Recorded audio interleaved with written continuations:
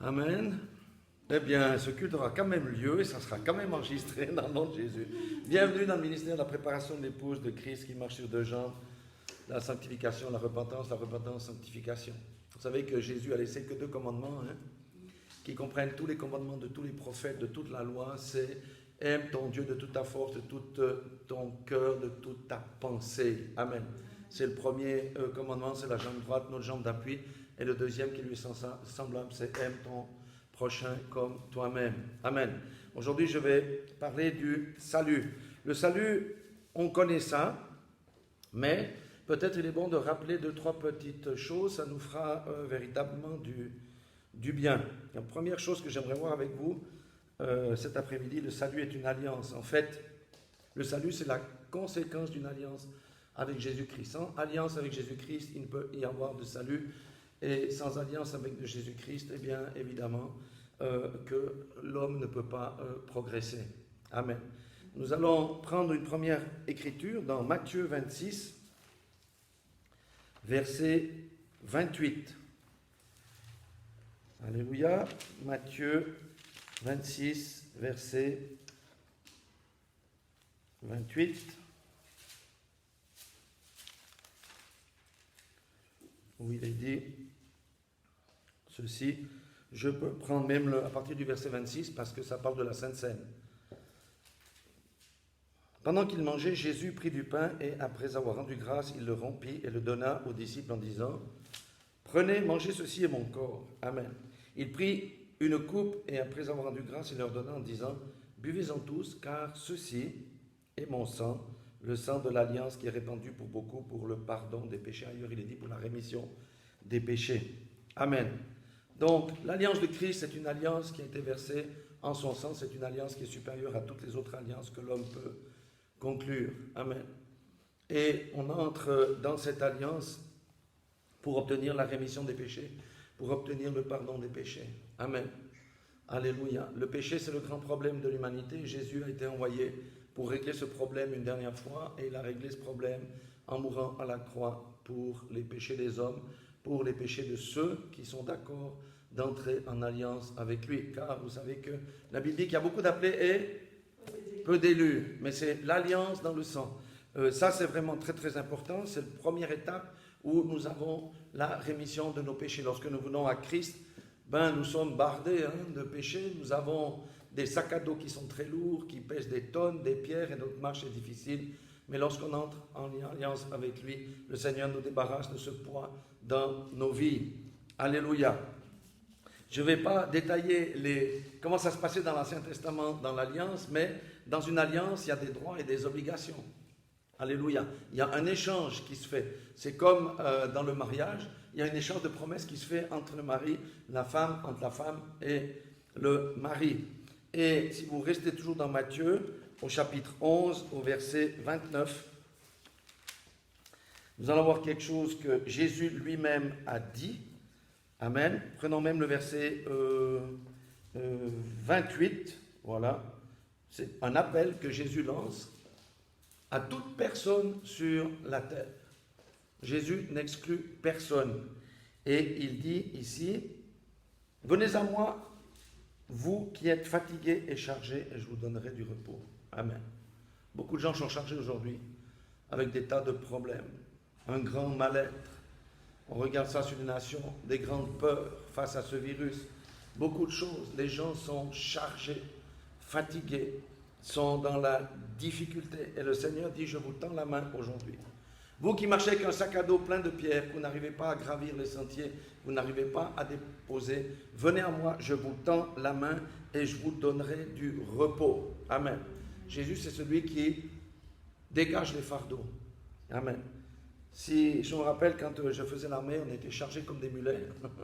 Un gros sac, des tubes roquettes, et on était fatigués, mais on n'avait personne pour nous alléger la tâche. Mais ici, l'homme est chargé, le Seigneur dit, je vous tends la main aujourd'hui, venez à moi, et moi je vous donnerai du repos. Et au verset 29, il dit, prenez mon joug sur vous, et recevez mes instructions, car je suis doux et humble de cœur. Première des choses, Jésus est quelqu'un de doux et humble de cœur. Ça veut dire qu'il n'est pas un maître méchant, qui exige des choses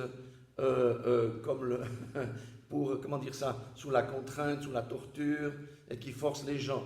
Le Seigneur est quelqu'un de bon, il respecte tout le monde. Il est doux et humble de cœur. Du reste, lui qui était le roi des rois, le Dieu fait dans la chair, venu dans la chair, qu'est-ce qu'il a fait durant son périple? Il est allé vers les humbles, il est allé vers les rejetés, il est allé vers les drogués dans l'époque, il est allé vers les lépreux, il est allé vers les veuves, il est allé vers les pauvres, il est allé vers les orphelins. Il a lavé les pieds de ses disciples. Lui-même était humble.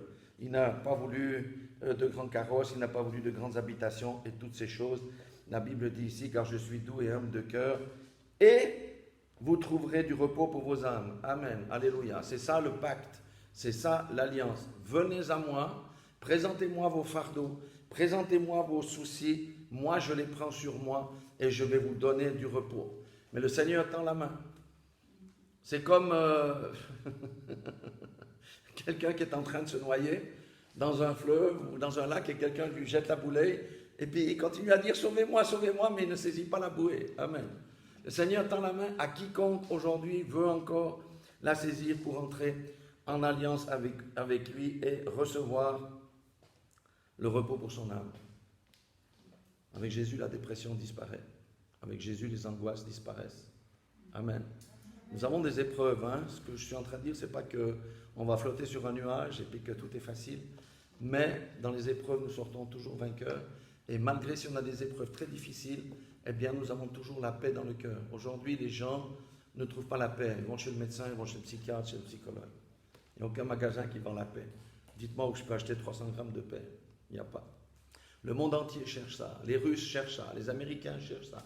Les Coréens cherchent ça. Tout le monde cherche la paix, mais ne la trouve pas parce qu'on vit dans un monde en rébellion par rapport à l'évangile. Mais le Seigneur fait une offre, et dit, si tu entends ma voix aujourd'hui, et c'est ça l'évangile qu'on doit prêcher aux gens, ce n'est pas les doctrines, il faut laisser les doctrines de côté, c'est une offre, tends la main, va au Seigneur Jésus, et tu entres en alliance avec lui. Amen. Regardez dans 2 Corinthiens 5, 17, il dit aussi quelque chose de magnifique ici. Il dit, si quelqu'un est en Christ, il est une nouvelle créature. Bon, dans ma Bible, il est dit création, il y a des fois le mot créature, création, c'est plus juste une nouvelle création parce que ça parle de l'intérieur. Une créature, lorsque je viens à Christ, si j'ai des lunettes, j'aurai toujours des lunettes. Si j'ai 57 ans, j'aurai toujours 57 ans. Mais c'est l'intérieur qui est renouvelé. Amen. On reçoit la paix, on reçoit la joie, on reçoit la foi, on reçoit beaucoup de choses. Une nouvelle création.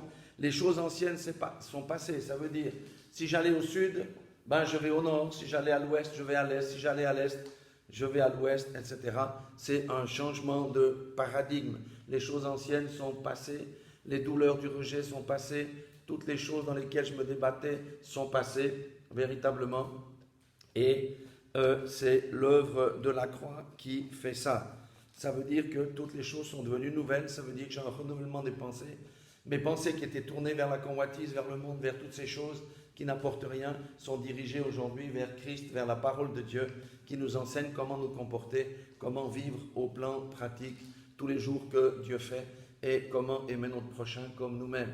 Ce qui manque sur le monde aujourd'hui, ce n'est pas l'argent. En 2021, nous avons tout l'argent de la terre pour sauver tous les pays qui sont dans la détresse avec des médicaments ou tous les pays qui sont dans la famine. Ce n'est pas ça. Le monde a besoin d'amour parce qu'on vit dans un monde qui est un monde de violence, un monde d'extorsion, un monde d'iniquité, un monde d'inégalité. Amen. Et le Seigneur est celui qui va rétablir toutes choses. Alléluia. Donc, il fait une offre et toutes choses sont devenues nouvelles. Ça veut dire que mes pensées changent. Les choses qui me semblaient difficiles d'accepter, je les accepte. Les choses après lesquelles je courais avant, je n'y cours plus. Pourquoi? Parce que ma conscience me dit, laisse de côté ça. La vie nouvelle, c'est aussi la séparation des mauvaises fréquentations, parce que les mauvaises fréquentations corrompent les bonnes mœurs. Amen. Donc, c'est ça l'alliance. On entre dans l'alliance par le sang de Jésus-Christ, on lui donne ses fardeaux, il nous apporte la paix, la joie, et nous sommes une nouvelle création, et notre cœur se dirige dans une autre direction que celle dans laquelle nous cheminions auparavant. Alléluia. Il y a un quatrième verset, c'est Romains 6, 4. J'explique un petit peu ici l'alliance. Aujourd'hui, c'est très court. Je ne peux pas aller trop dans les détails, mais c'est extrêmement court. C'est Romains chapitre 6, verset 4. Nous avons donc été ensevelis avec lui par le baptême. Lorsqu'on prend le baptême, on passe sous l'eau. Amen. Et quand on passe sous l'eau, on dit adieu à notre ancienne vie. Alléluia. Et on ressort en nouveauté de vie. Ça veut dire que par le baptême, lorsque je passe sous l'eau, mes péchés restent sous l'eau une fois pour toutes. Afin que, comme Christ est ressuscité des morts, par la gloire du Père, de même, nous aussi, nous marchions en nouveauté de vie. La marche dans la nouveauté de vie, c'est pas ne prends pas, ne goûte pas, ça c'est la loi. Mais la conscience du mal devient très forte en nous, ce qui fait que nous allons forcément nous diriger à faire le bien. Et le Seigneur nous donne le discernement. Nous avons véritablement une vie nouvelle, parce que si nous appartenons au Seigneur, la vie qui était en lui se transfère sur nous-mêmes, avec des combats bien entendu, mais nous avons une nouvelle vie. Alléluia. Donc, on a vu, d'abord il faut accepter son offre. Ensuite, je n'ai pas parlé ici, mais il y a la repentance. Quand on se repent, on reconnaît notre état de pécheur, on passe par le baptême, on entre vraiment de plein pied dans l'alliance et nous marchons en nouveauté de vie et le Seigneur nous donne aussi des dons pour que nous puissions servir aussi les autres. Parce que le disciple, je ne dis pas chrétien, parce qu'aujourd'hui tout le monde s'appelle chrétien, mais dans chrétien ça ne veut plus rien dire du tout. Le Seigneur n'a pas dit d'aller faire des croyants ou des chrétiens, il a dit d'aller faire des disciples. Un disciple, c'est quelqu'un qui suit son maître. Amen. Ça veut dire qu'il va laisser de côté sa vie pour prendre sa croix et marcher dans les pas de Jésus. Ça veut dire dans l'amour. Amen. Alléluia. Et Romains 6, 6 nous dit aussi, c'est juste un peu plus loin, sachant que notre vieil homme, avant qu'on vienne à Christ, je suis gouverné par les passions, je suis gouverné par la convoitise, je suis gouverné par mon ego, je suis gouverné par toutes sortes de choses, parce que ma nature est corrompue. Mais lorsque je viens à Christ, ces choses-là disparaissent, et nous allons de progrès en progrès. C'est pas parce que j'ai pris le baptême que tout d'un coup je flotte sur un nuage et puis que tout est transformé en un coup. Ça prend du temps, on est dans un processus, mais ce qui compte c'est de marcher sur le sentier étroit du Seigneur. Et il y a quelque part dans la Bible qui dit, si quelqu'un appartient à Christ, il est réellement libre. Libre du péché, libre de ses vices, libre de tout ce qui détruisait sa vie. Alléluia. Maintenant, quand on entre dans une alliance, le Seigneur fait sa part, nous avons notre part à faire aussi. Ça veut dire que, je ne sais pas, quand deux jeunes gens se marient, ils font des promesses. Est-ce que l'homme va dire, je promets de te battre, je promets de te trahir, je te promets de te tromper, je te promets de te frauder? Non, il ne peut pas. Et la femme non plus. C'est pas possible. Alléluia. Mais bien sûr que non. On se jure fidélité, on se promet assistance, on entre dans des promesses. Amen. Et avec Christ, c'est la même chose. Quand on vient à lui, on fait une promesse. On entre dans une alliance. On a une alliance, vous voyez, ça c'est rond, ça veut dire c'est infini. Amen. On est dans une alliance infinie avec Christ. Ceci dit, c'est vrai que la marche chrétienne, la marche du disciple n'est pas une marche facile, mais nous avons la victoire en toutes circonstances. Quand quelqu'un vient à Christ, sa tête est mise à prix par les ténèbres. On connaît ça. Beaucoup de gens ici en Europe ne croient pas aux esprits. Les esprits sont que pour l'Afrique. Non, les mauvais esprits ne connaissent pas de géographie, de barrières géographiques. Les mauvais esprits sont partout. C'est comme je dis souvent, quelqu'un qui viole ou quelqu'un qui tue, c'est qu'il n'a pas envie de violer, c'est quelque chose qui est plus fort que lui, à l'intérieur de lui, qui pousse à faire ces choses. Qu'est-ce qui pousse quelqu'un au suicide? C'est un esprit de mort qui est entré en lui parce qu'il y a eu des portes ouvertes. Et les personnes commettent des choses irréparables. Mais Christ est capable de délivrer toute personne qui a des pensées suicidaires. On a vu de telles choses se passer. Alléluia. Donc c'est ça, quand on est dans l'alliance avec Christ, on a beaucoup de bénéfices. Donc Romains 6,6 dit que sachant que notre vieil homme a été crucifié avec lui, c'est la mort à nous-mêmes, afin que le corps du péché fût détruit pour que nous ne soyons plus esclaves du péché. Amen. Le plus grand esclavage aujourd'hui, c'est l'esclavage du péché. Prenez les addictions, la drogue, le sexe, l'alcool, toutes sortes de choses. Ce sont des démons qui pilotent les gens. Et ils sont esclaves de ces choses-là. Et Satan est un maître cruel. Et si on ne fait pas ce qu'il nous dit, il va battre les gens. C'est pour ça que le Seigneur dit, je suis un maître doux. Humble et doux. Amen. Alléluia. Et le Seigneur, lorsque nous cheminons avec lui, eh bien, nous avons de multiples avantages. Donc, ce que j'aimerais dire ici, sans alliance, on ne peut pas avoir le salut. Et maintenant, reste à définir nous sommes sauvés de quoi? Nous sommes sauvés du Covid? Non. Nous sommes sauvés de quoi? Il y a plusieurs choses.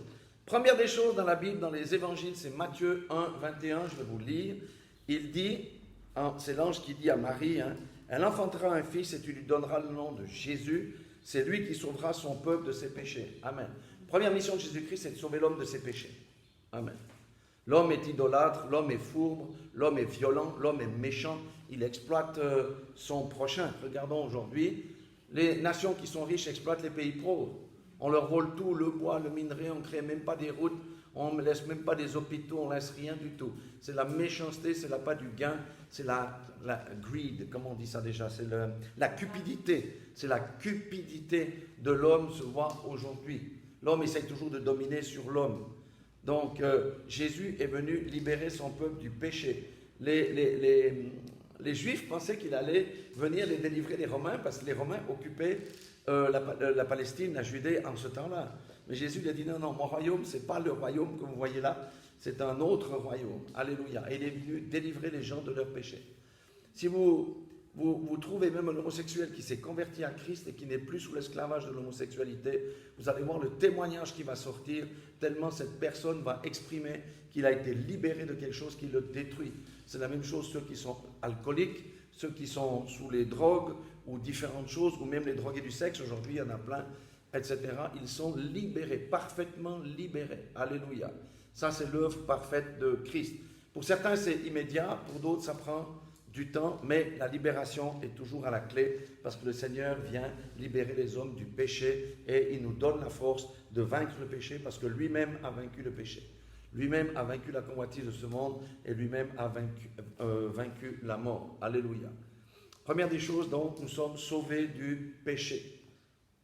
Le but de Jésus, ce n'est pas de nous sauver de l'enfer. D'ailleurs, il y a toutes sortes d'idées préconçues sur ce qu'est l'enfer dans ce monde moderne, mais ce n'est pas la réalité. Première des choses, l'homme est sauvé de son péché, ça veut dire qu'il peut vivre dans la tranquillité, dans la paix, dans la sainteté. Alléluia. Ça veut dire que celui qui courait après les femmes ne court plus après les femmes et celle qui courait après les hommes ne court plus après les hommes comme le font les ânes et les ânesses. Amen. Et on connaît tous le verset le plus... Bon, vous savez que la Bible est le livre le plus lu de toute la terre. Aucun livre n'arrive à la hauteur de la Bible en termes d'édition et en termes de lecture. Pourquoi ça? L'homme cherche des choses. L'homme cherche des choses.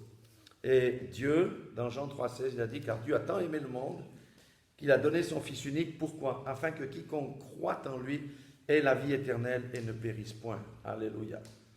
Quiconque croit en lui. Alors, croire, ce n'est pas la croyance intellectuelle. Oui, je crois que tu es le Fils de Dieu, que tu es mort pour mes péchés. C'est la croyance du cœur qui produit quelque chose, qui produit des changements de caractère, qui produit des changements de direction. En fait, le croire dans la Bible hébraïque, c'est beaucoup mieux parce qu'il dit quiconque adhère au Maître. Amen. Alléluia. Et le jugement qui nous est épargné ici dans notre vie, c'est dans Jean 3,36, où il est dit que celui qui croit au Fils a la vie éternelle, celui qui ne croit pas au Fils ne verra point la vie, verra point dans le futur, mais la colère de Dieu demeure sur lui. Amen. Vous savez que Dieu est bon même avec le méchant. Des fois, quand on voit les gens méchants qui font des méchancetés, on dit, mais Seigneur, pourquoi tu ne punis pas? Pourquoi tu n'agis pas? Regarde ce qu'il fait. Non, Dieu dit, moi je suis patient, je ne veux pas que cet homme-là périsse, je veux qu'il se repente et qu'il ait une vie éternelle, parce que je pardonne à celui qui vient à moi. On dit, Dieu peut-il pardonner un tueur? Bien sûr. Dieu peut-il pardonner un tueur en série? Bien sûr. Il y a l'exemple aux States de Ted Bundy. Bon, Ted Bundy, maintenant, il est aumônier dans une prison, mais il a quand même tué la bagatelle de 117 femmes. Et il explique comment il était entré dans les chaînes et comment le Seigneur est venu le délivrer. Bon, il sait qu'il ne peut pas sortir de prison puisqu'il en a pris pour 400 ans, ou je ne sais pas combien, mais sa vie est dans la paix et la tranquillité. Et aujourd'hui, c'est lui qui prêche à ses collègues prisonniers qui ont pris aussi ce qu'on appelle à perpétuité. Donc, mais dans cette vie, le méchant reçoit toujours le salaire de ce qu'il fait. Ça veut dire la colère de Dieu, à un moment donné, va venir sur lui et sur sa famille s'il ne se repent pas. Parce que Dieu laisse du temps vraiment aux hommes et aux femmes de se repentir. Mais à un moment donné, la sanction va tomber. Vous savez que le monde ici fonctionne un peu selon comme les lois spirituelles. Si vous êtes sur l'autoroute et puis que vous faites des petites infractions, vous avez des petites amendes.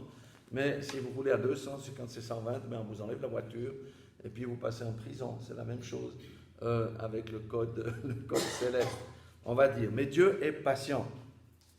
Alléluia. Donc Dieu est extrêmement patient, mais il veut simplement que les hommes acceptent l'offre qu'il a faite au travers de Jésus-Christ. Amen. Certains viennent très tard au Seigneur, certains viennent très tôt. Bon, ceux qui viennent très tard, ils ont peut-être moins de chance de se détourner que ceux qui viennent très tôt. Mais n'empêche qu'il n'y a pas d'âge pour venir au Seigneur Jésus-Christ. Donc, il nous sauve de nos péchés, il nous sauve aussi des conséquences du péché dans notre propre vie. Oui, et vous savez que même les parents portent des responsabilités concernant leurs enfants. Parce que les péchés des parents se reportent aussi sur la vie des enfants. On connaît ça assez bien ici, bien que beaucoup de gens ne croient pas à ça. Vous avez dit quoi, les péchés des parents se reportent après, sur les enfants? Oui, je viendrai après. Oui, tout à fait, exactement. Tout à fait. Dieu est un Dieu juste, bien sûr. Et il y a des enfants qui sont guéris du moment qu'on a réglé la question du péché de leurs parents. Donc, ce sont des choses qui se passent véritablement. Et si on comprend les lois spirituelles, c'est facile à naviguer. Et on sait comment on doit éduquer nos enfants. Et on sait ce à quoi il ne faut pas faire, notamment pour toutes les personnes ou les parents qui pratiquent l'occultisme et des choses comme ça. Leurs enfants sont maudits. Donc, le Seigneur nous donne les moyens de régler tous ces problèmes-là, mais il faut bien comprendre comment les choses spirituelles fonctionnent. Donc, on a la colère sur cette terre, mais il y a aussi une colère à venir.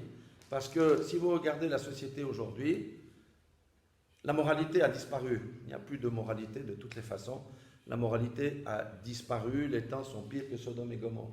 Et nous savons qu'à un moment donné, dans Apocalypse 16.1, je vous laisse aller trouver ce verset ici, Apocalypse 16.1. Apocalypse 16.1.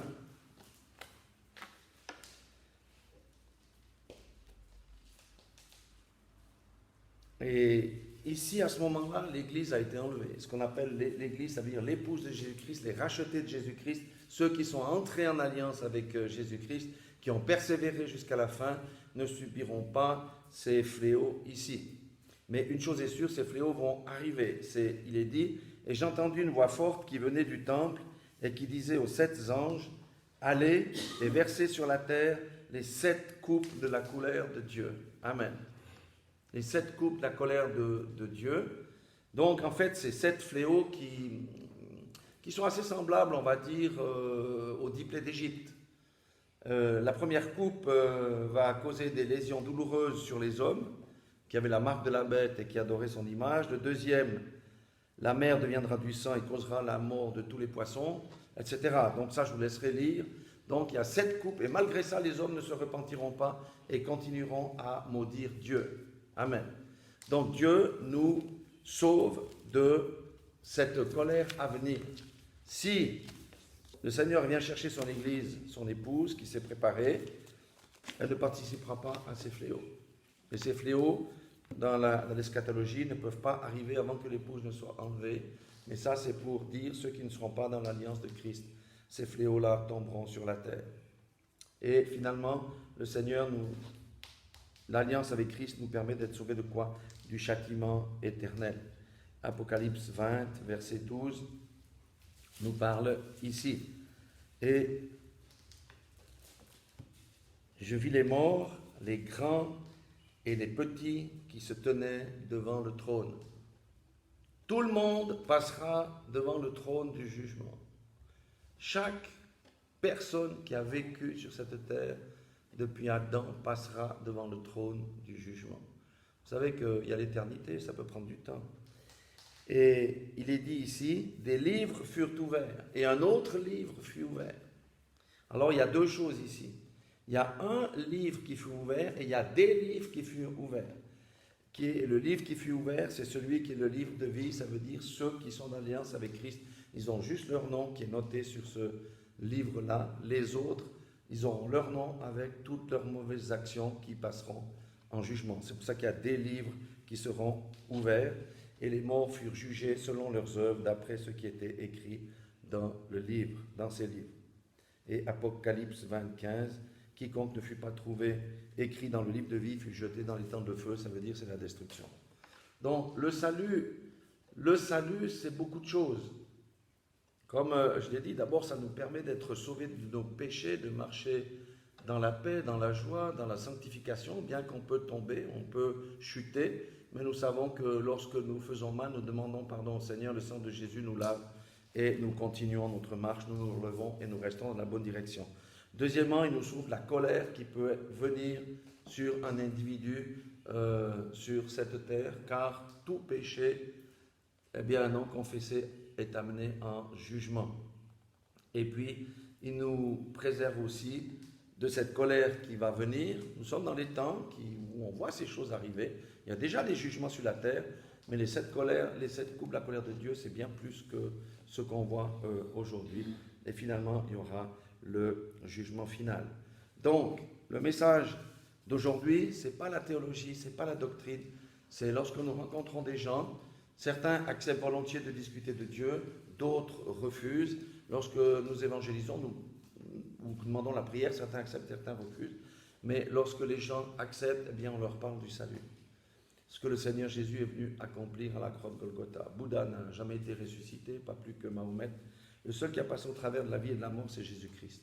Et c'est lui qui détient les clés de la mort, et c'est lui qui transforme les vies. Amen, alléluia. Il y a des transformations incroyables, des personnes ultra méchantes qui sont devenues douces comme des agneaux, et que les gens qui ont vu cette transformation disent non mais c'est pas possible, on n'y croit pas à nos yeux. Cet homme-là, méchant comme il était, aujourd'hui il rend service, il a les autres pour centre d'intérêt, c'est pas possible. Et il pose des questions, et c'est là qu'on leur dit non, et ça c'est l'œuvre de Christ dans la personne.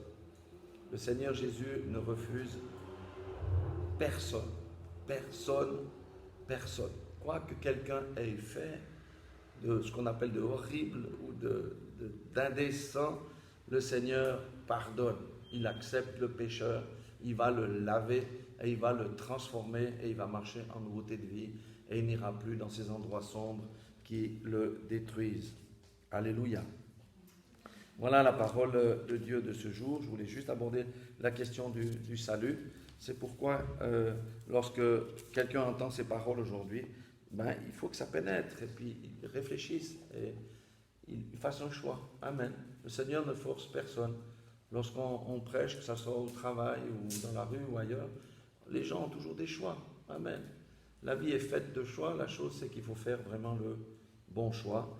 Et il n'y a pas de maître meilleur que celui de Jésus-Christ. La chose qu'il nous demande, c'est de marcher en nouveauté de vie. Ça veut dire, non pas selon nos propres intérêts, mais selon l'intérêt de Christ. Ça veut dire l'intérêt pour autrui. Et que nous cessions tout l'égoïsme, et moi à la première place. Et que nous honorions Dieu véritablement comme il se doit. Et si quelqu'un vient au Seigneur, le Seigneur ne manque jamais de se révéler à lui. Voilà pour cette brève introduction du salut. Je ferai cette semaine, j'ai fait aujourd'hui 5 petites vidéos qui vont découper ça, où on va discuter beaucoup plus en profondeur, notamment de la persévérance, notamment des mises en garde, des choses pratiques et tout ça. Amen.